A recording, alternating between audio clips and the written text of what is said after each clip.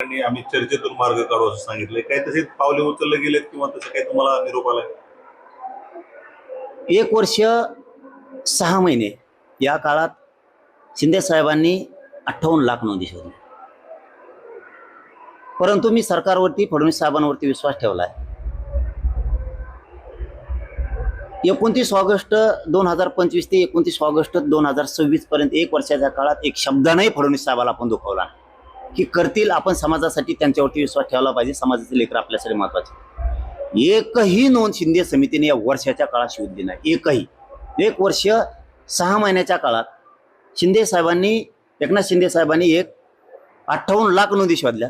या वर्षाच्या काळात फडणवीस साहेबांनी एकही नोंद शोधली नाही. एकही. उलट सरकार दप्तरी, प्रशासन स्तरावर आणि सरकारच्या स्तरावरती अशा हालचाली चालू आहेत. आतून 58 लाख नोंदी निघाल्यात. त्याची काटछाट करून त्या कमी कशा करतायत? म्हणजे फडणवीस साहेब तुम्ही शोधायचं दिलं सोडून 58 लाखात कमी करायच्या. तुम्हाला नीट जगू देणार आहेत का आम्ही? मग काय हे पाप करतायत फडणवीस साहेब? तुम्हाला आमच्या का भावना कळत नाहीयेत? आमचा आक्रोश, आमच्या आक्रोशाच्या भावना तुम्हाला का कळत नाहीयेत? तुम्ही का समजून घेत नाहीत? का मराठ्यांनी मतदान केलंय असा पश्चाताप आम्हाला येऊ देऊ नका. तुम्हाला का मतदान केलं? कारण त्याच्यामध्ये सगळ्याच पक्षाचे लेकर आहेत. गोरगरीब शेतकऱ्यांचे लेकर आहेत. भाजप मधल्या लेकरांना शिकायचं नाही का? त्यांची 10 लाख 5 लाख फीस भरायची तयारी आहे का? फडणवीस साहेब नाहीये. मत याच्यासाठी केलेत तुम्हाला की त्यांनी दिलं नाही, तुम्ही देताल म्हणून मत करून तुम्हाला तिथं बसवलं. तुम्ही आहेत ह्या नोंदी कमी करायला लागले 58 लाखाच्या. याच्यात तुम्ही व्हॅलिडिटी थांबून धरणार. याच्यात तुम्ही कुणबी प्रमाणपत्र थांबून धरणार. आज सकाळी एक माझ्याकडे बांधव आला होता, पुंगळे आडनावाचा, भोकरदन तालुक्यात. चुलत्याची निघाली त्याची निघाल. पडूळ आडनावाचे लाड सांगवीचे आले होते. त्याच्या चुलत्या भावाची निघाली, मोठ्या लहान्या भावाची द्यानात. त्याला आता रायगडला प्राध्यापक म्हणून अर्ज भरायचा. नाही भरू शकत. ही आमची फसवणूक. शिंदे सरकारमध्ये आहेत, मग त्यांच्याकडे काय तुम्ही या संदर्भात मागणी केली? कारण शिंदे का या सगळ्या प्रकरणावर भाष्य करत नाही? त्यांचे एकमेकाचे असे ढुंगणं दुखत येत. त्याला बोलायला गेलं की हे फडणवीसचे रुसत येत, फडणवीसला बोलायला गेलं की शिंदेचे रुसत येत, शिंदेला बोलायला गेलं की अजितदादाचं रुसत येत. त्याच्यात मरण आलं आमचं गरीब मराठीचं. आम्ही काय करायचं? चुका केल्यात का तुम्हाला तिघाला सत्तेत आणून असं आता म्हणायचं का? आणि जर आम्ही एकदा मराठी तसं म्हणलो, नाराज झालो, तुमच्या तिघाचा देवारा होणार हे तुम्ही विसरू नका. कारण मराठी शेवटी आता त्यांच्या लक्षात आले जातीला किंमत द्यायची आणि आपल्या स्वतःच्या लेकराबाळाला किंमत द्यायची. आता मराठ्यांना डोकं आलंय. आता पक्षाला, नेत्याला किंमत द्यायची नाही हे लक्षात आलेलं आहे. त्यामुळे थोडे सावध झाले तर बरं होतील सगळेच तिघं पण. परंतु फडणवीस साहेबांवरती विश्वास ठेवला तर त्यांना काय हरकत द्यावं? काय हरकत द्यावं मन जिंकायला? मराठ्यांचे अन्याय करण्यापेक्षा मराठ्यावर मागेच दाने मी. तू काळजीच करू नको, नाही तर बदल. 2 शब्द आज बीड मध्ये दिले. तू बदल, नाही तू पाठीवरच पाय मा. आता एका कार्यक्रमात बोलताना धनंजय मुंडे असं म्हणाले की सगळीकडे जातीपातीचं राजकारण सुरू आहे आणि अतिशय गलिच्छ पातळीवरचं राजकारण सुरू आहे. त्यामुळे आमच्या सरकारला वाटतं की राजकारणात राहावं की नाही. जातीपातीचं राजकारण त्याने आणलंय. जातीपाती देवारात वाच केला. बंजारा समाजाचा देवारात वाच केला. 2-4 धनगराच्या हाताखाली तर तो बाकीचा धनगराचा सगळा देवारा केला. तो मुसलमानाचा देवारा केला. दलित बांधवाचा कार्यक्रम केला. आणि ज्या मराठ्यांनी, तुला विशेष सांगतो, परळीत तुला ज्या मराठ्यांनी मोठं केलं त्या मराठ्यांचे तो मुर्दे पाडले. जातीपात कुणी केलं? जातीवाद तू नाही केला. हे जातीवाद नाही का? महादेव मुंडेच्या प्रकरणात न बोलणं, संतोष देशमुखाच्या प्रकरणात तू समर्थन करणं आरोपीचं, ही जातीवाद नाही का? हे जातीवाद नाही. काय हे काय? माझ्या घातपाताच्या तो सुपाऱ्या देणं, हे जातीवाद नाही, जातीपात नाही का? हे काय? हे काय? आता तो करणारा पोरगा त्याला म्हणतो तू सांभाळावं लागणं, साथ द्यावं लागणं, बाईट येतो ही. हे जातीपात नाही का? जातीपातीच नाही. आणि तुला आता कटाळा यायला लागलं होय? इथं लोकांवरती मुर्दे पाडायचे, खंडण्या मागायला लावायच्या, आता पश्चाताप करायला वेळ. अरे तुला उशिरा व्हायला शहाणपण आलं ते तरी बरं झालं. बरं झालं. ते काय म्हणतात ना काहीतरी म्हणे, नाक गेल्यावर भोक राहिले का काहीतरी आहे म्हणतात ना, तसं झालं तू आता.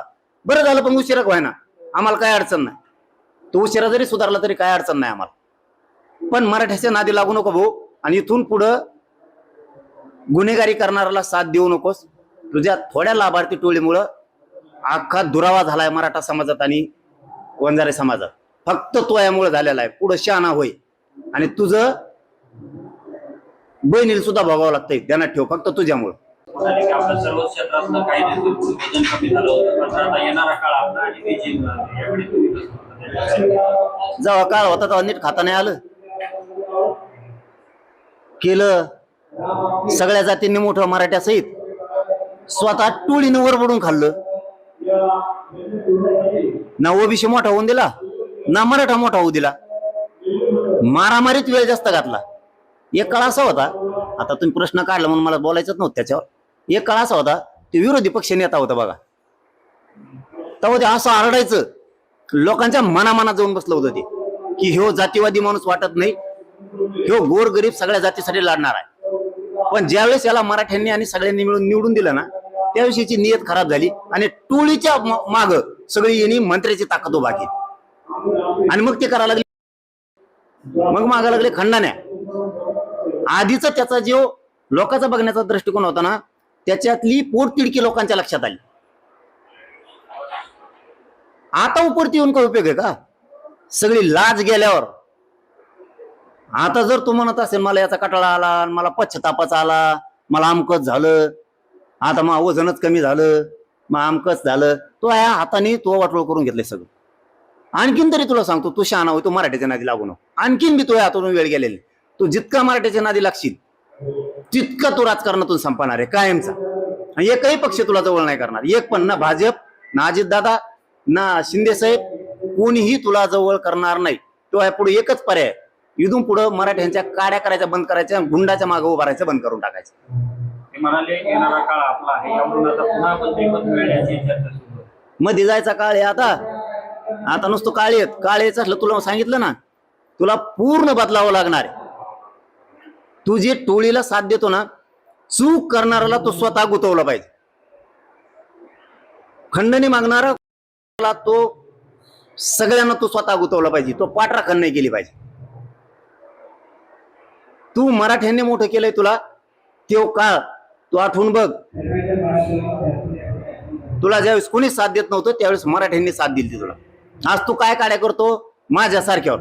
काही मराठ्याच्या तो प्रवक्त्याच्या हाताने धरतो हाताखाली. तो प्रवक्ते ते चिल्लर चालर अर्धा भेटलं विसरलेला, त्याची इन आलेली, ते प्रवक्ते त्यांच्या माध्यमातून तो माझ्या विरोधात लोकांना बोलायला लावणार, मला त्रास द्यायला लावणार.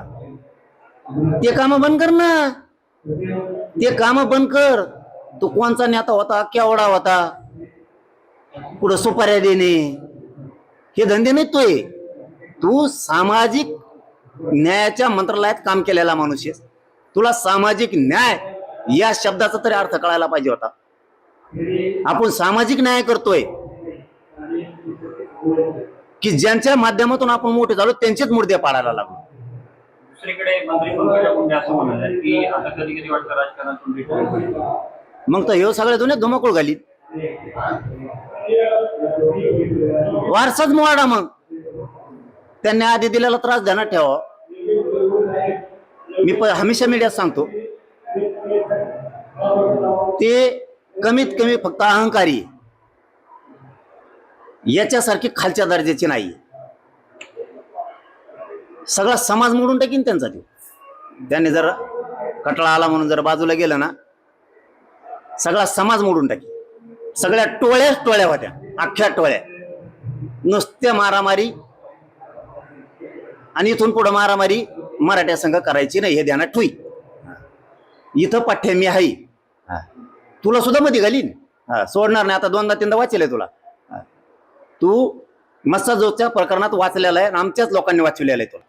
तू 100% त्याच्यात आहे, तू ते विसरू नको. आणि माझा सुद्धा घातपाताच्या त्याच्यात. तुझे नागपूरला बसला ना अजितदादाला घेऊन, फडणवीस साहेबाला, त्या रश्मिताई शुक्लाला, त्या दिवशी तुला वाचलेला आहे, ध्यानात ठेवतो. तू त्या माझ्या घातपाताच्या प्रकरणात सुद्धा आहे. आणि फडणवीस साहेबाजवळ पुरा डाटा येतो, कधीही बाहेर तो निघू शकतो, कधीही. पण तू त्याची काळजी करू नको. मी हे लय जबाबदारीने बोलतोय, कारण शेवटी फोनवर तेव्हा बोललेला आहे. त्या दिवशी रात्री 11-12 वाजता त्या आरोपीशी तेव्हा बोललाय. त्यामुळे शिडी आरतोय हाई. तू त्या घातपाताच्या प्रकरणात 100% तो या लक्षात आला. आता आपण 100% मध्ये जाणार आहेत म्हणून तो अजितदादाला त्यांना गळ घालून फडणवीस साहेबांना सगळ्यांना मिळून तू नागपूरच्या अधिवेशनाच्या टायमाला त्या प्रकरणातून तुला त्यांनी बाहेर काढलेलं आहे. तू किती दिवस पळशील, किती दिवस पळशील? तू पाप करायचं बंद केलं. ज्या मराठ्यांनी मोठं तुला केलंय त्यांना त्रास द्यायचं बंद केलं तर तू काहीतरी होऊ शकतं. नाही तो सुद्धा वाईट दिवस येणार आहेत, चांगले येणार नाही. महाराष्ट्रातील ताज्या बातम्यांसाठी बघत रहा टाइम्स टुडे टीव्ही. सोबतच शेअर करा, सबस्क्राईब करा आणि बेल आयकॉन प्रेस करा.